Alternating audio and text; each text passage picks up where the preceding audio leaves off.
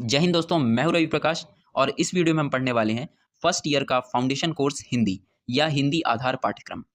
आज हम पाठ 1 मातृभूमि पढ़ेंगे। यह एक कविता है जिसे लिखा है कवि मैथिली शरण गुप्त जी ने। यह वीडियो इंपॉर्टेंट होगा बीए, बीएससी, बीकॉम, बीबीए के छात्रों के लिए। इस वीडियो में हम डिस्कस करेंगे कविता, कविता के सारांश और कवि परिचय को। चैनल पर already first year, second year and third year के सभी सब्जेक्ट के वीडियोस अवेलेबल हैं, आप प्लेलिस्ट में चेकआउट कर लीजिएगा। नोट्स के लिए आप टेलीग्राम चैनल पे जाकर पीडीएफ डाउनलोड कर सकते हैं, जिनका लिंक आपको डिस्क्रिप्शन और कमेंट में मिल जाएगा। चलिए बढ़ते हैं कविता की तरफ। मातृभूमि कविता जिसे लिखा है मैथिली शरण गुप्त जी ने। कविता आपके सामने है, आप इसे पॉज करके रीड कर सकते हो। हम बढ़ते हैं सारांश की तरफ। चलिए। मातृभूमि देश प्रेम के लिए समर्पित राष्ट्र कवि मैथिली शरण गुप्त की बहुत सुंदर रचना है। कवि ने अनेक उपादानों के माध्यम से मातृभूमि के प्रति अपने प्रेम और स्नेह को व्यक्त करते हुए कहा है कि हे मातृभूमि, आपका हरा आवरण और उस पर नीले रंग का आकाश रूपी परिधान बहुत सुंदर लग रहा है। सूर्य और चंद्रमा मुकुट की भांति, शेषनाग का फन सिंहासन की भांति प्रतीत हो रहा है। समुद्र और नदियों का जल प्रेम प्रवाह को व्यक्त कर रहा है। समुद्र भी मातृभूमि आपका अभिषेक कर रहा है। आपके इस रूप को देखकर मैं नतमस्तक हो रहा हूँ। तू सत्य, प्रेम और समानता की प्रतिमूर्ति है। कवि मातृभूमि के प्रति आदर व सम्मान का भाव प्रकट करते हुए मातृभूमि की आराधना और वंदना के पीछे यह तर्क दे रहे हैं कि जिसने हमेशा हमें माँ के रूप में पाला पोसा, वह आखिर क्यों हमारे लिए पूजनीय ना हो। जिस कृपा के हम भागीदार हैं, उसी कृपा की प्रदाता मातृभूमि है, जिसने विवशता और समस्याओं के बीच भी अपने गर्भ में हमें स्थान दिया है। कवि कहते हैं कि जिस मातृभूमि की मिट्टी में खेल कूद कर हम बड़े हुए हैं, जिसके सामने हमने घुटनों के बल चल के खड़े रहना सीखा, जिसकी धूल में भी हमारा व्यक्तित्व सफल हुआ, जिसकी ममतामयी स्नेहपूर्ण गोद में हमें मातृत्व का सुख प्राप्त हुआ, उसकी एक झलक देखने में हम कैसे मग्न ना हों, कैसे घमंड ना करें। तूने ही हमारा पालन पोषण किया है और हमें अपने हृदय में विराजित किया है। हमें जो कुछ प्राप्त हुआ है वह तेरे ही कारण प्राप्त हुआ है।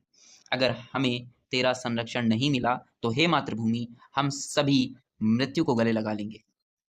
कवि कहते हैं कि हे मातृभूमि, तू ही हमारी जननी है, क्योंकि तूने ही हमें जीवन की आधार कहलाने वाली अनेक वस्तुएं जैसे अन्न, जल और आदि बिना प्रतिफल के प्रदान किए हैं। अगर तू कृषि के माध्यम से हमें खाद्यान्न उपलब्ध नहीं करवाती तो हम भूखे ही मर जाते, अर्थात पेट की ज्वाला हमारे अस्तित्व को शांत कर देती। कवि मातृभूमि के अवदानों के संदर्भ में कहते हैं कि हे मातृभूमि, तूने हमें जीवन का हर सुख सहर्ष ही प्रदान किया है। तेरा यह उपकार हम कभी नहीं चुका सकेंगे। हमारी यह नश्वर देह भी तुझसे बनी है, जो एक दिन तुझ में ही मिल जाएगी, अर्थात अंत समय में हमें तेरा सानिध्य प्राप्त होगा। कवि मातृभूमि की महानता का वर्णन करते हुए कहते हैं कि हे वसुंधरा, जो मित्र सच्चाई को ढूंढ रहे हैं, जो प्रेमी अटूट प्रेम की तलाश कर रहे हैं, जिन अपनों को देखकर हृदय गदगद हो जाता है, जिनसे हमारा नाता कभी नहीं टूट सकता, उन सभी में तेरा ही तत्व दिखाई देता है।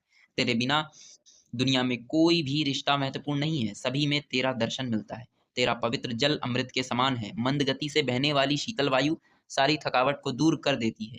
समस्त ऋतुओं में तेरी सुंदरता अत्यधिक निखर जाती है। हरियाली पूरी धरा पर ऐसे फैल जाती है जैसे मखमल हो। रात में दूधिया चांदनी का प्रकाश अंधकार का हरण करके वातावरण को मनोरम बना देता है। कवि मातृभूमि के माध्यम से मिलने वाले प्राकृतिक उपहारों के संदर्भ में कहते हैं कि मातृभूमि, तुझ पर ही सुंदर सुगंधित पुष्प खिलते हैं, तुझसे ही मीठे मीठे फल प्राप्त होते हैं, तुझसे ही अनेक प्राकृतिक औषधियां प्राप्त होती हैं, तुझसे ही अनेक खाने व धातुओं की प्राप्ति होती है। जितने ही आवश्यक पदार्थ इस संसार में उपलब्ध हैं वह तेरी ही देन है। तेरे अन्य नाम वसुधा, धरा आदि हैं। कहीं घने पर्वत, कहीं विशाल नदियां तेरी महिमा का गान कर रही हैं। कहीं पुष्पों की तुझ पर वृष्टि हो रही है, सुंदर स्वच्छ वायु भी तुझे चंदन लगा रही है, अर्थात हे मातृभूमि, तू प्रकृति के सौंदर्य में चार चांद लगा रही है। हे मातृभूमि, तू क्षमा करने वाली, दयालु, अमृतमयी, ममता व करुणा की प्रतिमूर्ति है। सुख देने वाली, दुखों का नाश करने वाली, संपूर्ण विश्व का पालन पोषण करने वाली देवी है। हम सभी तेरी संतान हैं, तू ही हमारी माँ है, तू ही हमारे प्राण है। हे मातृभूमि, तेरा सभी के साथ समान संबंध है। जो व्यक्ति इसमें भेद मानता है वह नेत्र होते हुए भी नेत्रहीन कहलाता है। हमारे जो पूर्वज हमें पृथ्वी से मिले हैं, हम उनसे कभी अलग ना हो, क्योंकि समय समय वे हमारे हृदय की व्याकुलता को समाप्त कर सकेंगे, क्योंकि उनसे मिलते समय हमें मृत्यु का भय नहीं होगा। जब हम मातृभूमि की धूल में पूरी तरह समा जाएंगे तो संसार के समस्त बंधनों को पार करते हुए हम आत्म रूप में मोक्ष की ओर अग्रसर हो जाएंगे। मातृभूमि देश प्रेम के लिए समर्पित राष्ट्रीय कवि मैथिली शरण गुप्त की बहुत सुंदर रचना है। चलिए अब हम मैथिली शरण गुप्त जी के जीवन परिचय या कवि परिचय की ओर आगे बढ़ते हैं। पूरा नाम मैथिली शरण गुप्त। इनका जन्म 3 अगस्त 1886 को हुआ था। इनका निधन 12 दिसंबर 1964 को हुआ था। जन्म स्थान चिरगांव, जिला झांसी, उत्तर प्रदेश। पिता का नाम रामनिवास गुप्त एक धार्मिक प्रवृत्ति के व्यक्ति थे और कपड़े का व्यापार करते थे। माता का नाम सोबरनी देवी था। इनका विवाह 1903 में श्रीमती कृष्णा देवी से हुआ था।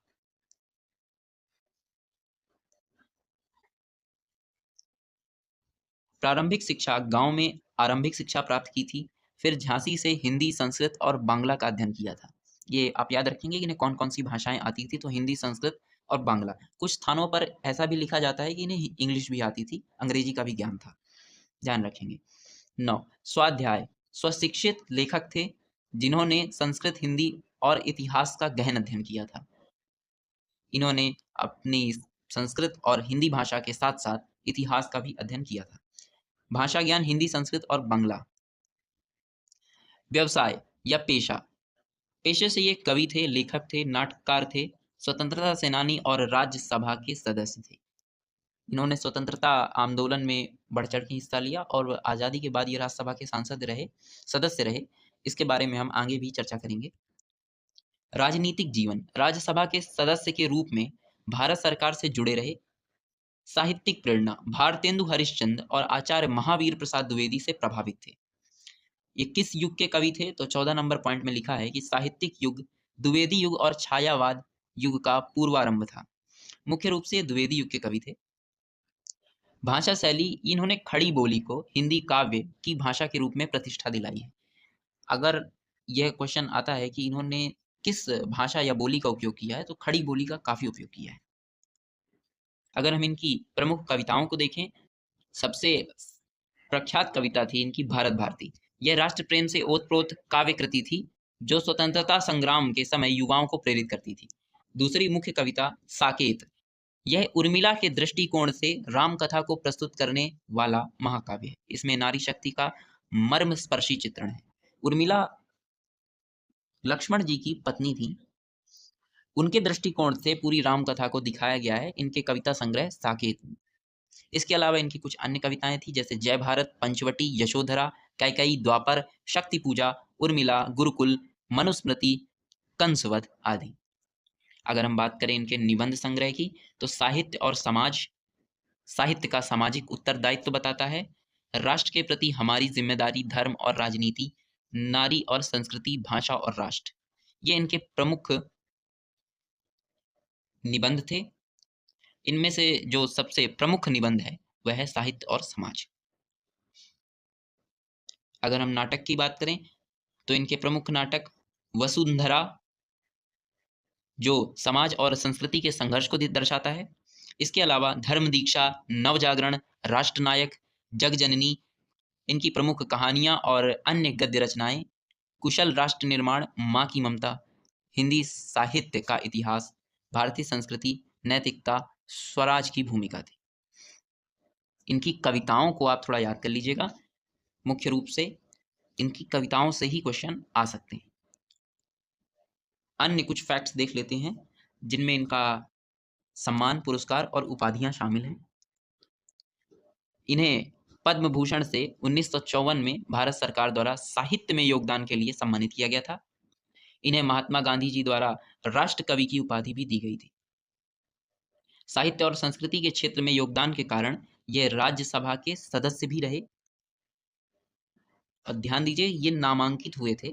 जैसे आप जानते हैं राज्यसभा में कुछ व्यक्तियों को सांसद के रूप में राष्ट्रपति नामांकित करते हैं, चुनते हैं, उनमें ही इनका नाम था और ये राज्यसभा के सदस्य बने।